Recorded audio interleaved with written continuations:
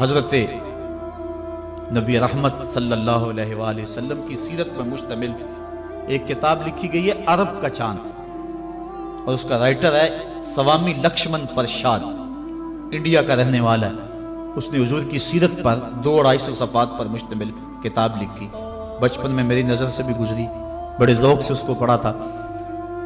سوامی لکشمن پرشاد سے انٹرویو کیا گیا کہ تو نے حضور کی سیرت پہ کتاب لکھی ہے، اتنا بڑا کام کیا، تو کلمہ پڑھ کے حضور کا غلام کیوں نہیں بن جاتا؟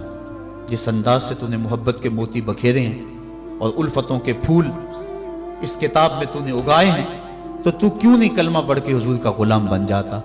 تو لالو کا جواب سنیے، ہماری آنکھیں کھول دینے کے لیے کافی ہے، اور اتنا زناٹے دار تماچا ہے، اگر ہم محسوس کریں تو صدیوں اس کی کسک نہ جائے، اگر نہ محسوس کریں تو وہ ایک گاڑی کے پیچھے لکھا تھا، عقل نہ ہو تو موجیں موجیں، لیکن اگر سمجھنے کی بات ہو تو اتنی بڑی تنبیہ ہے کہ پاؤں کے نیچے سے زمین نکل جاتی ہے، اور ہمیں اپنے وجود سے شرم آتی ہے، ہمارے جسم کا ایک ایک رواں پسینے سے شرابور ہو جاتا ہے۔ سوامی لکشمن پرشاد نے جواب دیا، کہا جب میں حضور کی سیرت لکھنے بیٹھا، بڑی بڑی امہات کتب سیر کو پڑھا، اور اس کے نتیجے میں نے یہ کتاب تیار کی ہے۔ حضور کی سیرت کے روشن گوشے اور حضور کی زندگی کے درخشاں باب جب میں نے دیکھے تو یہ جذبہ میرے دل میں انگڑائیاں لینے لگا کہ میں دیر کیوں کرتا ہوں، حضور کا غلام کیوں نہیں بن جاتا۔ لیکن جب میں مسلمانوں کے کردار کو دیکھتا ہوں تو میں کہتا ہوں میں ہندو ہی ٹھیک ہوں۔ ہمارا کردار لوگوں کے ایمان کے راستے میں رکاوٹ بنا ہوا ہے۔ جب امریکہ کے خلاف نعرے لگ رہے تھے، ان نعرے لگانے والوں میں میں بھی شامل تھا، لیکن ایک بات میں نے کہی تھی، میں نے کہا آج ہم دنیا کی اس طاقت کے ساتھ ٹکر دینے کی بات تو کرتے ہیں، لیکن ہم نے کبھی اپنے کردار کو جھانک کر کے بھی دیکھا؟ جس بستی، جس شہر اور جس ملک کی حالت یہ ہے کہ واٹر کولر کے اوپر لگے ہوئے جو گلاس ہیں وہ بھی زنجیروں سے باندھے ہوئے ہوں، وہ قوم امریکہ جیسی قوم سے ٹکر نہیں کر سکتی۔ مسجدوں کی لیٹرینوں کے گندے لوٹے بھی سنگلیوں سے باندھنے پڑے، جس قوم کا یہ کردار ہے، کیا وہ قوم پنپ سکتی ہے، جہان میں نشو و نما پا سکتی ہے؟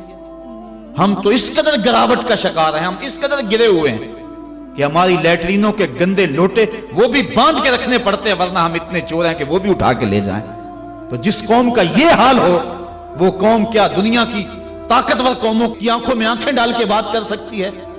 آج ہمارا المیہ یہی ہے، ہمارے پاس سب کچھ ہے، لیکن ہمارے پاس وہ ایمان کی حرارت نہیں رہی، وہ دیانت نہیں رہی، وہ روشنی اور وہ نور نہیں رہا، ہمارے پاس وہ اجالے نہیں رہے۔